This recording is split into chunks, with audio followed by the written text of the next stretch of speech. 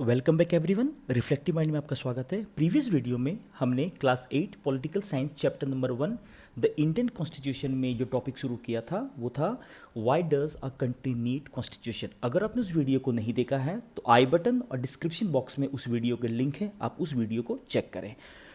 आज जो हमारा टॉपिक है वो है इंडियन कॉन्स्टिट्यूशन के कौन से की फीचर्स हैं, कौन कौन से बेसिक प्रॉपर्टीज हम इंडियन कॉन्स्टिट्यूशन का देखते हैं।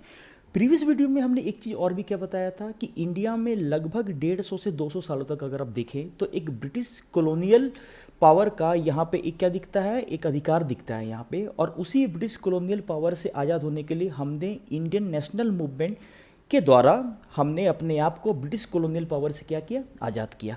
हमने ये भी बताया था कि इंडियन नेशनल मूवमेंट के दौरान जितने भी फ्रीडम स्ट्रगल्स थे उन्होंने बहुत सारे सपने देखे, उनके भी अपने कुछ इमेजिनेशन थे कि आज़ाद भारत का शासन कैसा हो, आज़ाद भारत में लोगों की पॉलिटिकल, इकोनॉमिक और भी कंडीशंस कैसी हो सकती है और हमारा संविधान या कोई कंट्री या इंडिया उसमें अपना एक कैसे इम्पोर्टेंट रोल प्ले कर सकता है। तो हम इंडियन कॉन्स्टिट्यूशन के की फीचर्स को हम थोड़े से ब्रिटिश कॉलोनियल पास से भी यहाँ पे हम जोड़ के देखें ताकि हम इंडियन नेशनल मूवमेंट के साथ साथ कॉन्स्टिट्यूशन के बनने के और कॉन्स्टिट्यूट असेंबली के संविधान बनाने की प्रक्रिया पे भी हम थोड़ा सा यहाँ पे डिस्कशन रख सकें। यहाँ पे by the beginning of 20th century, the Indian national movement had been active in the struggle for independence from British rule for several decades. Freedom struggle, the nationalists had devoted a great deal of time to imagining and planning what a free India would be like. क्या बताया मैंने कि आज़ाद भारत का सपना जो हमारे freedom struggles ने जो देखा था या जो फ्रीडम स्ट्रगल करने वाले लोग थे उन्होंने देखा था कि आज़ाद भारत कैसा हो, उनके सपनों का भारत कैसा हो जो वो प्लान कर रहे थे, जिसका उन्होंने सपना देखा। Under the British they had been forced obey rules that they had very little role in making. अब देखिए उनका एक बहुत बिटर एक्सपीरियंस क्या था कि उन्होंने ब्रिटिश रूल में उन्होंने बहुत प्रकार के उन्होंने दमन को सहा, बहुत प्रकार के उन्होंने क्रूएलिटी को समझा। और एक बहुत बड़ा ये फैक्ट याद रखिएगा कि जो गुलामी में रहा है उसे ही इंडिपेंडेंसी या उसे ही लिबर्टी का रियल मतलब समझ आता है। तो उनके दिमाग में ये चीज़ था कि उन्होंने ब्रिटिश कॉलोनियल रूल में जिस भी प्रकार के नकारात्मक चीज़ों को देखा, फेस किया, आज़ाद भारत कम से कम उस प्रकार की चीज़ों को ना फेस करे। और इसलिए उनके दिमाग में कुछ ऐसी चीज़ें चल रही थी कि आज़ाद भारत के लिए हम कुछ एक ऐसा रिटर्न चीज़ों को हम डॉक्यूमेंटेड करें जो उनके सपनों के भारत के, उनके आकांक्षाओं को, उनकी उम्मीदों को क्या कर सके, पूरा कर सके। और इन्हीं सब चीज़ों का रिफ्लेक्शन अगर आप देखें तो संविधान निर्माण में या कॉन्स्टिट्यूट असेंबली के जो भी मेंबर्स थे उनके विजन्स में आप इन्हीं सभी प्रकार की बातों को आप देख सकते हैं। The long experience of authoritarian rule under the colonial state convinced Indians that free India should be a democracy in which everyone should be treated equally and be allowed to participate in the government. तो उनका ये एक बड़ा bitter experience था British colonial power में। और आप बोल सकते हैं कि इसी खराब एक्सपीरियंस के कारण ही वो क्या चाहते थे कि आज़ाद भारत किस प्रकार से उनके सिटीजन्स के लिए ज़्यादा डिवोटेड हो, उनके सिटीजन्स को बहुत प्रकार के सोशल, पॉलिटिकल, इकोनॉमिक राइट्स हो या उसमें किसी प्रकार की गुलामी या किसी प्रकार की बाध्यता आज़ाद भारत के सिटीजन्स को या नागरिक को फेस ना करना पड़े। This was done not by one person but by a group of around 300 people who became members of the Constituent Assembly in 1946 and who meet periodically for the next 3 years to write Indian constitution. बच्चे हमने previous video में क्या बताया था कि British Bharat से आज़ादी की लड़ाई के साथ साथ एक कॉन्स्टिट्यूट असेंबली की भी डिमांड लगातार चल रही थी और 46 में उसे स्टैब्लिश किया गया। और उसी कॉन्स्टिट्यूट असेंबली में कितने मेंबर थे? 300 मेंबर्स थे। और उन्हीं 300 मेंबर्स ने मिलकर 3 साल में आज़ाद भारत का सबसे बड़ा वर्ल्ड का one of the written documented उन्होंने क्या किया, एक दस्तावेज को उन्होंने तैयार किया, ठीक है, जिससे हम लोग भारतीय संविधान के नाम से जानते हैं। और भारतीय संविधान के हर एक मुद्दे पर, हर एक प्रावधान, हर एक प्रोविजन को इन डिटेल डिस्कस किया गया किया गया, क्या? क्योंकि उसके जो भी पॉजिटिव साइड है, जो भी नेगेटिव साइड है, उसको अच्छे से डिस्कस किया जा सके, सभी के उम्मीदों को उससे जोड़ा जा सके, और फ्रीडम स्ट्रगलिस्ट जो भी थे उनके क्या अपने सपनों का, भारत के क्या उन्होंने सपना देखा, क्या उनके इमेजिनेशन थे, क्या उनकी प्लानिंग थी, उन सभी चीज़ों का रिफ्लेक्शन हम कॉन्स्टिट्यूएंट असेंबली के मेंबर्स के द्वारा बनाए गए संविधान के दस्तावेज में हम उन्हें देख सकते हैं। अब देखिए बच्चे, यहाँ पे एक छोटा सा यहाँ पे इमेज दिया गया है। क्या लिखा गया यहाँ पे? There was an extraordinary sense of unity among the members of constituent assembly. Each of the provisions of the future constitution was discussed in great detail, and there was a sincere effort to compromise and reach an agreement through consensus. The above photo shows Sardar Vallabhbhai Patel, a prominent member of Constituent Assembly. तो बच्चे यहाँ पे कौन सी line बताई गई कि कैसे संविधान सभा के जितने भी मेंबर्स थे उन्होंने आपस में डिस्कशन करके और बहुत मीनिंगफुल डिस्कशन करके उन्होंने हर एक प्रोविजंस पर एक कॉमन राय बनाने की कोशिश करी। और यहाँ पे आप लास्ट लाइन में क्या देख पा रहे हैं कि सरदार वल्लभ भाई पटेल जो संविधान सभा के एक बहुत इंपॉर्टेंट मेंबर भी थे। अगर आपसे यहाँ पे सवाल पूछा जाता है कि एक ऐसी पर्सनैलिटी का नाम बताइए जो हमारे संविधान सभा से जुड़े हुए थे बेटा, तो यहाँ पे क्या होगा? डॉक्टर भीमराव अंबेडकर जो थे, जिनको संविधान का फादर कहा जाता है। लेकिन उसके अलावा एक नाम और याद रखना है आपको, सरदार वल्लभ भाई पटेल। चलिए नेक्स्ट पेज में अगर आए, नेक्स्ट पेज में देखिए क्या लिखा हुआ है। These members of the constituent assembly had a huge task before them. अब कॉन्स्टिट्यूएंट असेंबली के मेंबर्स के पास काम उतना सरल नहीं था। 3 साल में उन्होंने जो संविधान निर्माण की प्रक्रिया को जो पूरी करी, लेकिन उनके पास कौन कौन से चैलेंजेस थे, उन्हीं चैलेंजेस को आगे की पंक्तियों में रखा जा रहा है।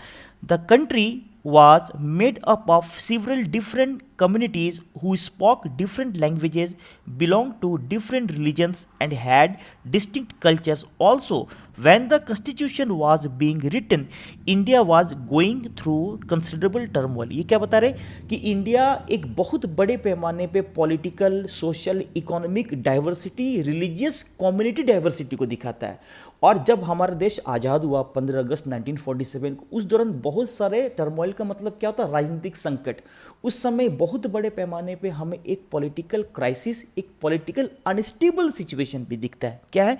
The partition of the country into India and Pakistan. आपको पता होगा बच्चे, 14 अगस्त को पाकिस्तान का निर्माण हुआ और 15 अगस्त को इंडिया आज़ाद हुआ। तो इंडिया को आज़ादी मिली, लेकिन उसके 2 टुकड़े किए गए, पाकिस्तान और Hindustan. was eminent. Some of the princely states remained undecided about their future. अब देखिए बेटा, यहाँ पे प्रिंसली स्टेट्स का मतलब समझिए। अगर हम ब्रिटिश कॉलोनियल रूल के समय इंडिया को देखें तो इंडिया को ब्रिटिश कॉलोनियल रूल के समय 2 मेजर पार्ट में डिवाइड किया गया था। एक ऐसा एरिया जो ब्रिटिश अथॉरिटीज़ के डायरेक्ट कंट्रोल में था, उसको बोलते हैं ब्रिटिश रूल इंडिया, और एक ऐसा पार्ट जो प्रिंसली या राजा रजवाड़ों के हाथ में था, जो वहाँ के लोकल किंग के हाथ में था, उन्हें क्या बोलते हैं? Princely states. तो जब आज़ाद हुआ, जब हम आज़ाद हुए तो हम लोग ब्रिटिश कॉलोनियल रूल से आज़ाद हुए, लेकिन बहुत सारे जो प्रिंसली स्टेट्स थे वो आज़ाद भारत में मिलने को या आज़ाद भारत में आने को तैयार नहीं थे। फिर उनके लिए कुछ अलग से प्रोविज़न किए गए, बहुत सारे लंबे लंबे नेगोशिएशंस हुए, कुछ केसेस में वहाँ पे युद्ध भी हुआ, और उसके बाद फिर उन्हें आज़ाद भारत में शामिल कर लिया गया। तो कहने का मतलब क्या है कि जब संविधान बन रहा था उस समय जो पॉलिटिकल सिचुएशन था, उस समय जो एक पॉलिटिकल क्राइसिस थी, उन सभी पॉलिटिकल क्राइसिस का भी रिफ्लेक्शन हमारे कॉन्स्टिट्यूएंट असेंबली के द्वारा संविधान निर्माण की प्रक्रिया में आप देख सकते हैं। And the socio economic condition of the vast mass of people appeared dismal. All of these issues played on the minds of the members of the constituent assembly. आगे देख सकते हैं, the final document also refers their concern for eradicating poverty through socio-economic reforms, as well as emphasizing the crucial role of the people can play in choosing their representative. ऊपर की discussion में बच्चे हमने क्या देखा बेटा कि अभी तक जो कॉन्स्टिट्यूट असेंबली में कौन वहाँ के उनके मेंबर्स पे कौन कौन सी बातों का असर दिखता है कि जो भी ब्रिटिश कॉलोनियल पावर से जो भी हम लोग एक इंडियन नेशनल मूवमेंट चला रहे थे, एक गुलामी से बाहर निकलने, उन सभी चीज़ों का रिफ्लेक्शन दिखता है। और सबसे बड़ी बात, इसके अलावा कॉन्स्टिट्यूट असेंबली के मेंबर्स ये भी सोच रहे थे कि आज़ाद भारत में गरीबी नहीं होनी चाहिए, बेरोजगारी नहीं होनी चाहिए, कैसे हम अपने सभी सिटीजन्स को एक बेहतर क्वालिटी वाली लाइफ दे सके वहाँ पे। और इसी में एक सबसे इम्पॉर्टेंट पॉइंट गरीबी हटाने के लिए या पॉवर्टी को इरेडिकेट करने के लिए, और सबसे इम्पॉर्टेंट पॉइंट है कि पीपल के हाथ में, उनके सिटीजन के हाथ में, डेमोक्रेसी का मतलब होता है कि रियल पावर लोगों के पास होती है। तो क्या हमने रियल पावर लोगों के हाथ में इन रियल दिया है? और उनका इलेक्शन में क्या रोल हो, इलेक्शन पार्टिसिपेशन सभी लोगों का हो, और इलेक्शन पार्टिसिपेशन के द्वारा बहुत सारे लोग अपना एक रिप्रेजेंटेटिव, अपना एक पीपल या पब्लिक रिप्रेजेंटेटिव चुन सके, जो उन सभी लोगों के लिए डिसीजंस ले सके या मेजर डिसीजंस में उनकी एक इंपॉर्टेंट रोल हो सके। यहाँ पे अब देखिए, यहाँ पे अंबेडकर साहब का फोटो दिख रहा है बेटा आप लोगों को, ठीक है। अब देखिए यहाँ पे क्या दिख रहा है, लिखा हुआ है doctor Baba Saheb Bhimrao Ambedkar is known as the father of Indian constitution. अगर आपसे बच्चे यहाँ पे ये सवाल पूछ ले कि हु वाज द या who is the father of Indian constitution, answer क्या याद रखेंगे? Doctor Bhimrao Ambedkar. Doctor Ambedkar believed that his participation in the constituent assembly help the schedule caste. आपको पता है बच्चे कि अंबेडकर साहब शेड्यूल कास्ट कैटेगरी से थे। Scheduled caste get some safeguards in the draft constitution, but he also stated that although the laws might exist, scheduled caste still had reason to fear because the administration of these laws were in the hands of caste Hindu officers. He therefore urged scheduled caste to join the government as well as civil services. उनका क्या कहना था कि doctor Baba Saheb Bhimrao Ambedkar भी constitute assembly के बहुत important member थे और उनको भारतीय संविधान का पिता कहा जाता है। तो उन्होंने क्या कहा कि मैं कॉन्स्टिट्यूट असेंबली में रहकर शेड्यूल कास्ट के लोगों के फेवर में अपनी बात रख सकता हूं, लेकिन उन्होंने क्या कहा कि सिर्फ संविधान सभा में रहकर ही शेड्यूल कास्ट के लोगों का भला नहीं हो सकता है, क्योंकि जितने भी फाइनल अथॉरिटी है वो समाज के बड़े या समाज के दबंग लोगों के हाथ में है, या जिनके पास रिसोर्सेज ज़्यादा उनके हाथ में। तो समाज के बहुत सारे प्रोविजंस कार्यों को भी शेड्यूल कास्ट के फेवर में करने के लिए शेड्यूल कास्ट के लोगों को समाज के मुख्य धारा से जुड़नी पड़ेगी, उन्हें एग्जीक्यूटिव से जुड़ना पड़ेगा, उन्हें लेजिस्लेटिव से जुड़ना पड़ेगा, और सबसे बड़ी बात, उन्हें जो भी समाज के जो भी ऑफिसर्स है, जो भी सिविल सर्विसेज है, जो भी सिविल सर्वेंट है, उस प्रोसेस से भी या वहाँ पे भी शेड्यूल कास्ट के लोगों को अपना प्रेजेंस, अपनी उपस्थिति दिखानी होगी।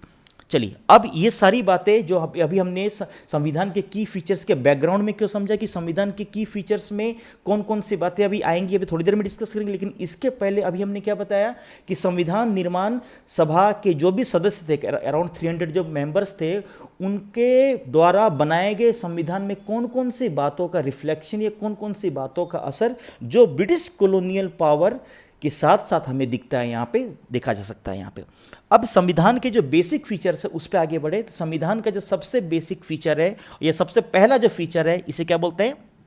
फेडरलिज्म, संघवाद। तो सबसे पहले बच्चे यहाँ पे आपसे सवाल पूछा जा सकता है कि फेडरलिज्म या संघवाद का मतलब क्या होता है? This refers to the existence of more than one level of government in the country. अगर मैं बोलूं कि किसी कंट्री में कई सारे लेवल्स ऑफ गवर्नमेंट है, कई सारे टायर्स ऑफ गवर्नमेंट हैं, हम इसे ही फेडरलिज्म या इसे ही संघवाद कहते हैं। बच्चे अपने क्लास 6 में एक टॉपिक पढ़ा होगा पॉलिटिकल साइंस में, या एक चैप्टर पढ़ा होगा पंचायती राज, जिसे हम लोग लोकल सेल्फ गवर्नमेंट या डेमोक्रेसी का या गवर्नमेंट का थर्ड टायर या थर्ड पिलर भी कहते हैं। आगे कौन सी बातें लिखी हुई? In India we have governments at the state level and at the centre. Panchayati Raj is the third tier of government and you have read about this in your class 6 book. अब देखिए बच्चे, इस चीज को हम इस इमेज के द्वारा मैं यहाँ पे इसे समझाने की कोशिश कर रहा हूं, आप इसे ध्यान से समझेंगे बच्चे। मैं एक यहाँ पे ट्रायंगल बना रहा हूं और आप यहाँ पे 3 टायर ऑफ आप गवर्नमेंट को आप यहाँ पे देख सकते हैं। जो सबसे अपर मोस्ट जो पहला टायर ऑफ गवर्नमेंट है जिसे हम लोग बोलते हैं सेंट्रल गवर्नमेंट या यूनियन गवर्नमेंट। इसके बाद जो सेकंड टायर ऑफ जो गवर्नमेंट है हम इसे बोलते हैं स्टेट गवर्नमेंट, और जो थर्ड टायर ऑफ गवर्नमेंट है हम इसे बोलते हैं लोकल सेल्फ गवर्नमेंट, जिसे हम लोग पंचायती राज गांव के लेवल पे, या फिर जैसा आपने सुना होगा ग्राम सभा, ग्राम पंचायत, पंचायत समिति, जिला परिषद, नगर पालिका, नगर निगम। तो नगर पालिका और ग्राम पंचायत में क्या फ़र्क है? नगर पालिका की बात करें, नगर निगम की बात करें तो ये शहरी एरिया में होता है, और ग्राम सभा की बात करें, ग्राम पंचायत की बात करें तो ये ग्रामीण एरिया में होता है। तो आप यहाँ पे गवर्नमेंट के 3 टायर देख सकते हैं। जो पहला टायर है, ये पहला फॉर्म ऑफ गवर्नमेंट है, सेंट्रल गवर्नमेंट और यूनियन गवर्नमेंट। सेकेंड लेवल पे देखिए बच्चे स्टेट गवर्नमेंट, और थर्ड लेवल पर अगर आप देखें जिसे हम लोग स्थानीय सरकार या लोकल सेल्फ गवर्नमेंट कहते हैं। तो डेमोक्रेसी में गवर्नमेंट के 3 टायर्स या 3 लेवल दिखते हैं, from top to bottom respectively, central government और union government, then state government, then local self government. चलिए अगर आगे बढ़ें,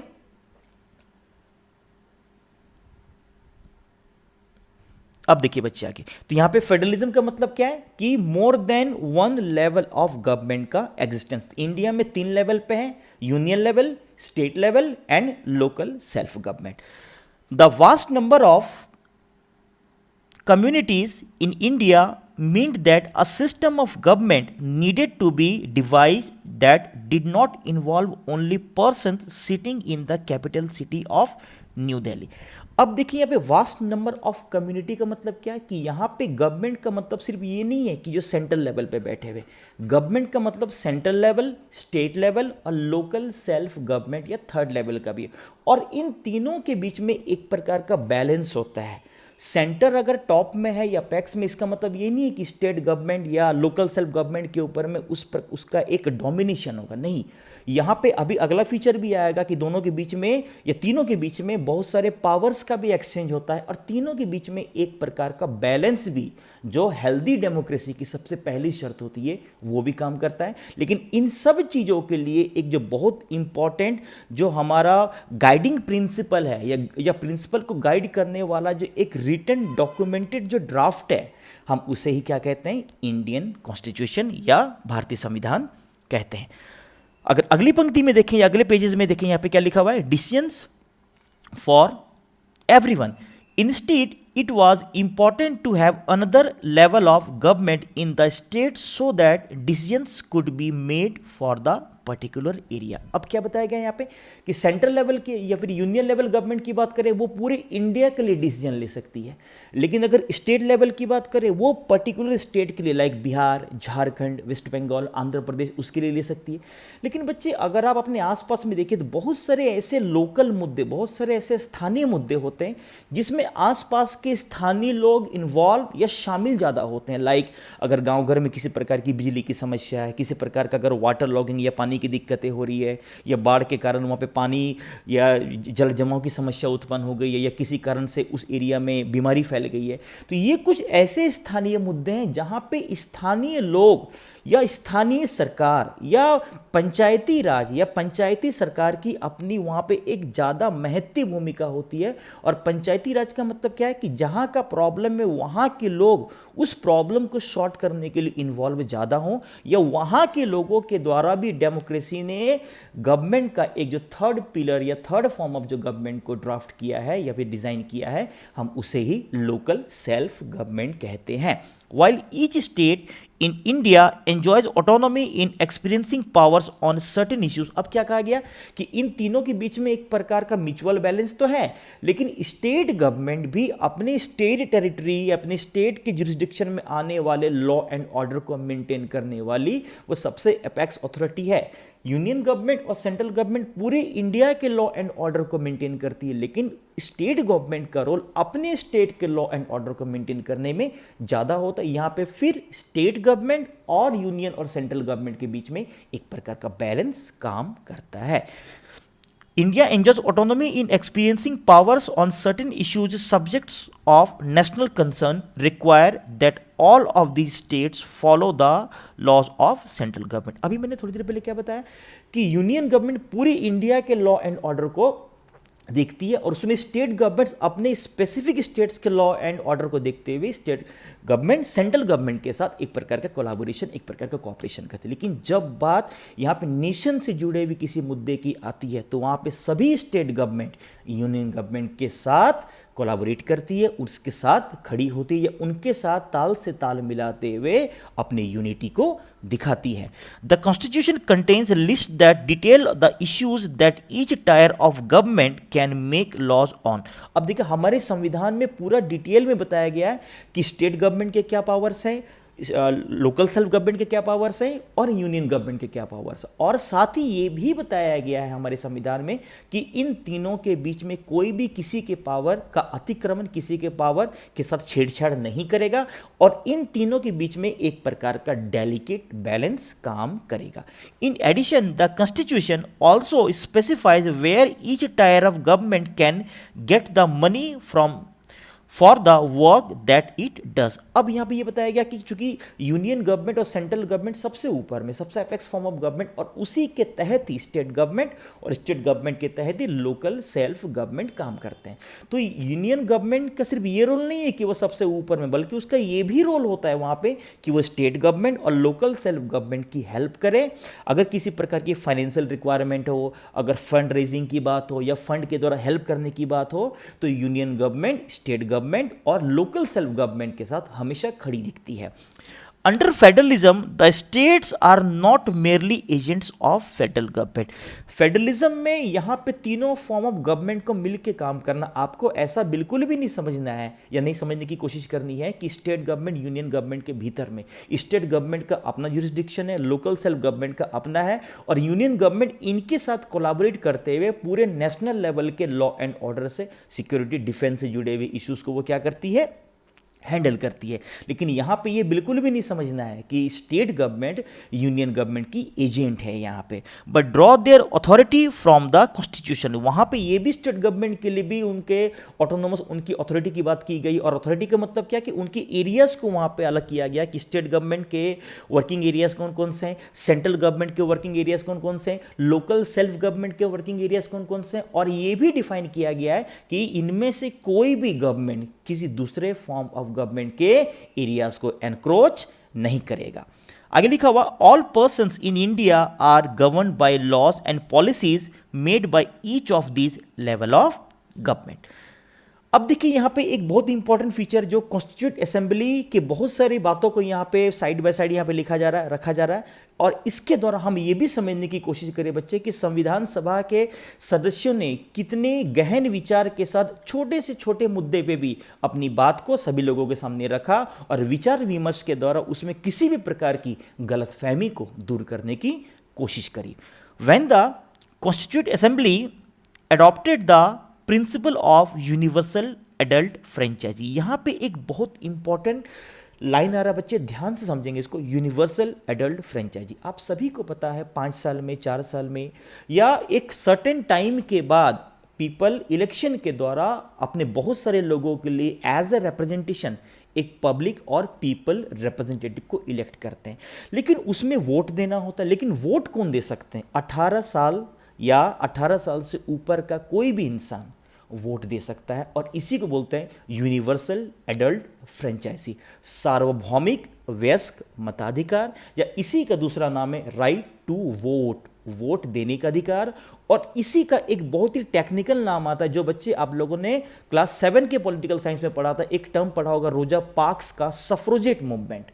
उन्होंने वोटिंग राइट्स के लिए या महिलाओं के वोटिंग राइट्स के लिए उन्होंने आंदोलन किया, सफ्रोजेट मूवमेंट रोजा पार्क्स का, और उसी से एक टर्म निकल के आया है सफ्रोजेट। क्या आया है? सफ्रोजेट। और उस सफ्रोजेट का मतलब ही होता है राइट टू वोट, वोट देने का अधिकार। Ayyar a member remark that this was done with an abundant faith in the common man and the ultimate success of democratic rule, and in the full belief that the introduction of democratic government on the basis of universal adult franchisee or adult suffrage, देखिए यहाँ पे ये term आया बच्चे आगे, will bring enlightenment and promote the wellbeing, the standard of life, the comfort and the decent living of the common man. अब देखिए बच्चे, इस यूनिवर्सल एडल्ट फ्रेंचाइजी के प्रोविजन का क्या इंपॉर्टेंस आप इस बात से समझ सकते हैं कि 18 साल या 18 साल से ऊपर के लोग हैं तो वो वोट दे सकते हैं, है ना। 18 साल क्यों यहाँ पे क्राइटेरिया रखा गया? क्योंकि 18 साल में हम फिजिकली मेच्योर हो जाते हैं अच्छे से, और फिजिकल मेच्योरेशन के कारण हम एक बेहतर कंट्री के लिए बेहतर अब बोल सकते हैं पीपल रिप्रेजेंटेटिव का इलेक्शन कर सकते हैं, चुनाव कर सकते हैं जो हमारी बेहतरी के लिए ज़्यादा बेहतर कार्य कर सके। तो यूनिवर्सल एडल्ट फ्रेंचाइजी के द्वारा ही पीपल इलेक्शन में पार्टिसिपेट करके अपने लिए एक पब्लिक रिप्रेजेंटेटिव को चुनते हैं, और जो एक गवर्नमेंट बना के, डेमोक्रेटिक फॉर्म ऑफ गवर्नमेंट बना के उस पूरे ग्रुप ऑफ पीपल के लिए रूल की बात करें, लॉ की बात करें, और भी कई अलग अलग फंक्शन की बात करें, वो डिजाइन करते हैं या उनके लिए क्या करते हैं, इम्प्लीमेंट करते हैं। यहाँ पे कॉन्स्टिट्यूशन का जो अनदर फीचर है उसे कहते हैं पार्लियामेंट्री फॉर्म ऑफ गवर्नमेंट, सरकार का संसदीय स्वरूप। लेकिन सरकार के संसदीय स्वरूप को समझने के लिए हम अगले पेज में रुक करेंगे, और अगले पेज में क्या बताया गया आपको पता है बच्चे। हम लोग अगले वाले फीचर्स में इसको डिटेल में करेंगे, लेकिन चूंकि यहाँ पे कॉन्टेक्स्ट जुड़ रहा है, सरकार में बहुत सारे कार्य होते हैं, और उन बहुत सारे कार्यों को करने के लिए सरकार को बहुत सारे विंग्स में, बहुत सारे पार्ट्स में डिवाइड करते हैं उनके फंक्शन के अकॉर्डिंग। एक होता है लॉ बनाना, एक होता है लॉ को एनफोर्स करना या लागू करना, और एक होता है लॉ का इंटरप्रिटेशन करना, लॉ की व्याख्या करना कि आखिर लॉ है क्या, लॉ का क्या मतलब निकाला जाए और लॉ का क्या मतलब ना निकाला जाए। यहाँ पे तो जो कानून बनाने वाली जो संस्था होती है उसको बोलते हैं लेजिस्लेटिव, विधायिका। जो कानून को कार्यान्वयन करती है, कानून का क्रियान्वयन करती है, कानून को लागू करती है या किसी भी लॉज को एनफोर्स करती है, उसे बोलते हैं एग्जीक्यूटिव, कार्यपालिका। और जो कानून का जस्टिफिकेशन देती है, क्या कानून है, क्या लॉ है, क्या लॉ समझा जाए, किसका मतलब लॉ नहीं समझा जाए, उसे बोलते हैं जुडिशियरी या न्यायपालिका। आगे देखिए क्या लिखा हुआ, constitution of India, constitution of India guarantees universal adult suffrage for all citizen. हमारा संविधान यूनिवर्सल एडल्ट फ्रेंचाइजीज की भी गारंटी देता है कि 18 साल किसी इंसान की उम्र है या 18 साल से ऊपर का अगर कोई भी इंसान है, आप उसे वोट देने से मना नहीं कर सकते हैं। और राइट टू वोट को आप किसी भी प्रकार के डिस्क्रिमिनेशन, चाहे वो सोशल हो, पॉलिटिकल हो, इकोनॉमिक हो, आप उससे नहीं जोड़ सकते हैं, और इस चीज की गारंटी हमारा संविधान हमें देता है। When they were making the constitution, the members of the constituent assembly felt that the freedom struggle had prepared the masses for universal adult suffrage, and that this would help encourage a democratic mindset and break the clutches of traditional caste, class and gender hierarchies. अब देखिए बच्चे, हर जगह एक British colonial past का एक bitter experience आ रहा है कि कैसे ब्रिटिशर्स ने हमारे बेसिक राइट्स को ख़त्म किया, हमें बहुत सारे अधिकार उन्होंने नहीं दिए, उन्होंने कुछ चुनिंदा लोगों को ही इलेक्शन की बात करें। हालांकि इलेक्शन तो ब्रिटिश काल में यहाँ पे होता ही नहीं था, बहुत बाद में इंडियन नेशनल मूवमेंट के सक्सेस के कारण उन्होंने धीरे धीरे करके 37, 36 में आप देख सकते हैं, उसके पहले भी हल्के फुल्के फॉर्म में आप देख सकते हैं यहाँ पे। तो यहाँ पे भी एक ब्रिटिश कॉलोनियल पीरियड का बिटर एक्सपीरियंस का ही एक असर है कि हम अपने 18 साल से ऊपर के सभी लोगों को वोट देने का अधिकार दें, ताकि सरकार के बनाने में या सरकार के बनने में जो एक पीपल रिप्रेजेंटेटिव का रोल है, तो पीपल रिप्रेजेंटेटिव को हमारे सिटीजन्स कैसे चुने या चुनने में उन सभी सिटीजन्स का अपना एक इंपॉर्टेंट रोल होना चाहिए यहाँ पे। This means that the people of India have a direct role in electing their representative। हम लोग संविधान का जो एक इंट्रोडक्टरी सेगमेंट होता है बच्चे, जो आप सभी बच्चों की एनसीईआरटी की किताब के पहले पेजेस में लिखा होता, हम उसी को प्रियम्बल कहते हैं। क्या बोलते हैं? प्रियम्बल, हिंदी में प्रस्तावना कहते हैं। और उसमें सबसे पहला लाइन क्या लिखा होता है कि जो हमारे प्रियम्बल हमारे संविधान के पूरे संविधान को ब्रीफ में बताता है कि पूरे संविधान में किस किस प्रकार की बातों को रखा गया है और हमारे संविधान के आदर्श आकांक्षाएं क्या हैं जो लोगों की हैं वहां पे। उसमें सबसे पहला लाइन बच्चे देखेंगे, हम भारत के लोग, we the people of India. तो इसका मतलब ही है डेमोक्रेसी को दिखाता है। और डेमोक्रेसी का मतलब क्या है? Of the people, for the people, by the people, लोगों के लिए, लोगों के द्वारा और लोगों के द्वारा किया गया, लोगों के लिए, लोगों के द्वारा और लोगों के द्वारा किया गया, जो उसमें शासन आप उसे कह सकते हो। Also every citizen of the country irrespective of his her social background can also contest in election. Election contest में अगर 18 साल से ऊपर का कोई भी इंसान वोट दे सकता है और कोई भी इंसान इलेक्शन लड़ सकता है, उसमें किसी भी प्रकार का सोशल, पॉलिटिकल, इकोनॉमिक डिस्क्रिमिनेशन नहीं होना चाहिए और इस चीज़ को स्ट्रिक्टली मना हमारा संविधान करता है। और यहाँ पे आप क्लियरली क्या देख सकते हो कि संविधान हमारे राइट टू वोट एक अधिकार है और भी कई ऐसे अधिकार हैं जिनकी गारंटी देता है कि आप किसी भी प्रकार का डिस्क्रिमिनेशन वहाँ पे सिटीजन के साथ उनके राइट से जुड़े हुए इश्यूज में आप नहीं कर सकते हैं। These representatives are accountable to the people.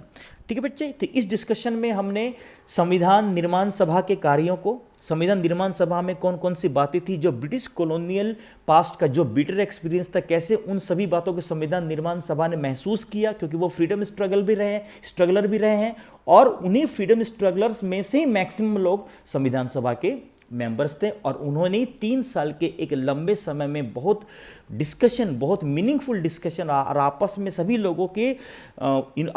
लोगों की भागीदारिता के द्वारा उन्होंने सभी प्रकार के छोटे से छोटे मुद्दों पर भी गहन डिस्कशन करके 3 साल में भारत का एक इतना बड़ा लिखित संविधान तैयार किया। तो इस डिस्कशन में इतनी ही बातें बच्चे। संविधान के और भी कुछ अदर की फीचर्स हैं जिसे हम अगले वीडियो में रखने की कोशिश करेंगे। Thank you so much all.